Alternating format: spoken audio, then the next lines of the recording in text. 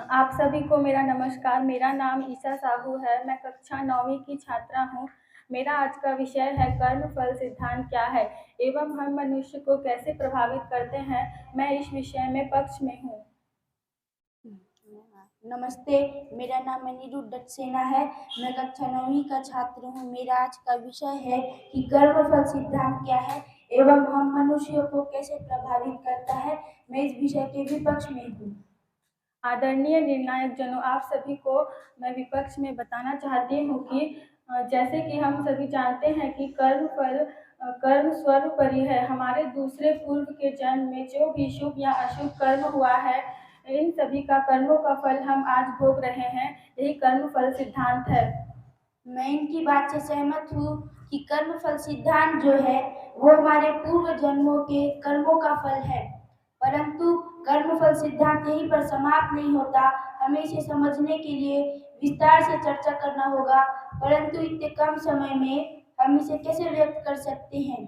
मैंने जितना भी स्वाध्याय किया है उसके आधार पर मैं आप सभी के सामने व्यक्त करने का प्रयास करता हूँ। कर्मफल सिद्धांत को समझने के लिए हमें शास्त्रों का अध्ययन करना होगा। बिना शास्त्रों के अध्ययन से हम कर्मफल सिद्धांत को नहीं समझ सकते। ईश्वर ने एक विधान बनाया है जिसे हम कर्मफल सिद्धांत कहते हैं। इस सिद्धांत के अंदर, इस संसार के अंदर जितने भी जीव आते हैं वो सब परमात्मा के बनाए हुए इस विधान के रूप को किसी न किसी रूप में भोग रहे हैं। मैं इसकी बात से पूर्ण रूप से सहमत नहीं हूँ। यह सत्य है कि ईश्वर ने कर्म फल का विज्ञान बनाया है। बताया है कि बात यहाँ तक आकर समाप्त नहीं होती। ईश्वर ने कर्म फल विज्ञान बहुत कुछ बनाया है, जैसे कि वायु, आकाश, सूर्य, जल थल, अग्नि, पेड़ पौधे, सूर्य, इन सबको हमारे जीवन में प्रभाव होते हुए एवं प्रभाव होता है। जैसे कि हमारे जीवन लगभग आधा कर्म के लिए हम प्रभाव है। जैसे सूर्य के प्रभाव से हम सोते एवं जागते हैं, जल के प्रभाव से हमारा कार्य पूरा होता है, वैसे ही धरती के प्रभाव से हम एक स्थान से दूसरे स्थान पर आना जाना कर सकते हैं। अगर धरती ही नहीं रहे तो अग्नि, पेड़ पौधे आदि कहीं ना कहीं हम अपने कर्म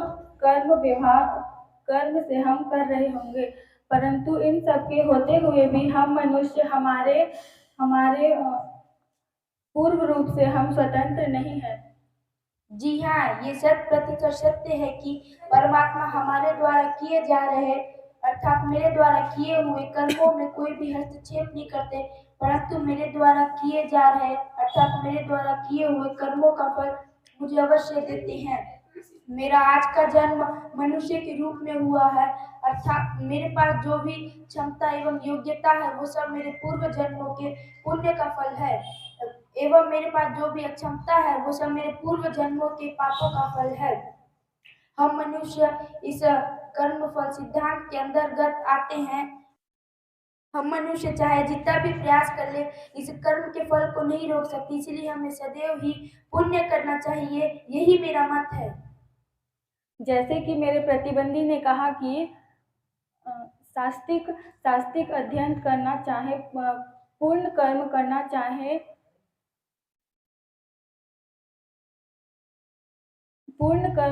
चाहे, मुझे कहते हुए बहुत दुख हो रहा है कि हम कह देते हैं कि हम पूर्ण कर्म करते हैं, पाप नहीं।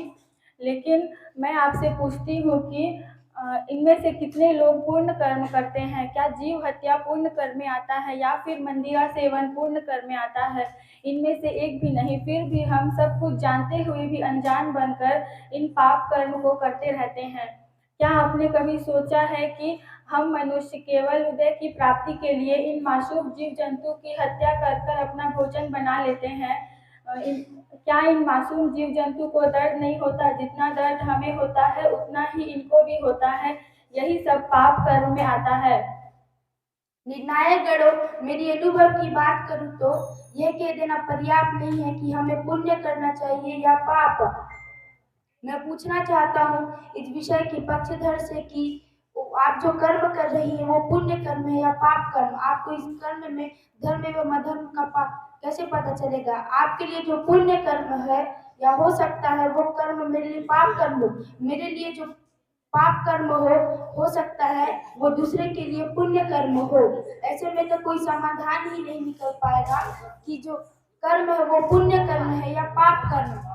आप इसमें धर्म सभी लोग अपनी अपनी परंपराएं मान्यताओं के अनुसार पुण्य कर्म कर रहे हैं। आप इनमें से किन किन को धर्म एवं अधर्म का पालन करने वाला कहेंगी? इन सब की परंपराएं मान्यता एवं योग्यताएं इन सभी की दृष्टि में सही है। मैं मेरे विपक्ष में बताना चाहती हूँ कि अगर आपको निर्णय लेने में कोई क्षमता हो तो अपने घर के बड़े बुजुर्ग की सहायता लीजिए। उनको हमसे ज़्यादा अनुभव होता है और क्या गलत और सही हमें वो बताते हैं। अगर हम गलत भी हो सकते हैं, हमारा निर्णय भी गलत हो सकता है, लेकिन उनका अनुभव गलत नहीं हो सकता। मैं बचपन से देखते आ रही हूँ कि और जब जहाँ सही और गलत की बात बताते हैं वहाँ वहाँ हम अपने बड़े के आदर करते हैं और खुशी से उनका कार्य करते हैं।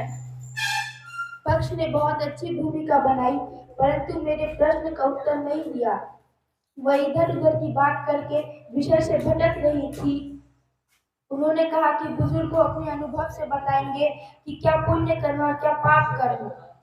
मैं इनकी बात का विरोध करते हुए कहना चाहता हूँ कि बुजुर्गों का अनुभव गलत भी तो हो सकता है। उनके पास अनुभव आता कहाँ से? उनके दादा दादी माता पिता का अनुभव। मैं आपको बताना चाहता हूँ कि क्या पुण्य कर्म है और क्या पाप कर्म है।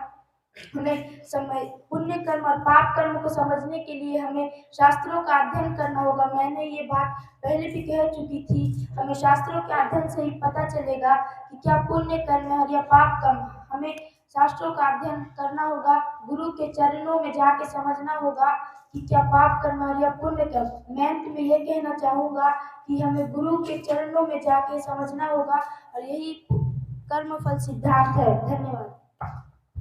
मैं मेरे प्रतिद्वंदी की बात से पूर्ण रूप से सहमत नहीं हूँ। जैसे कि मेरे प्रतिद्वंदी ने कहा कि जब बात धर्म की आती है तो यहाँ पर छोटी सी समस्या है। आज के इस सदी में हम जहाँ भी जाते हैं हमारे विचार हमसे शुद्ध नहीं होते, हम भी शुद्ध नहीं होते।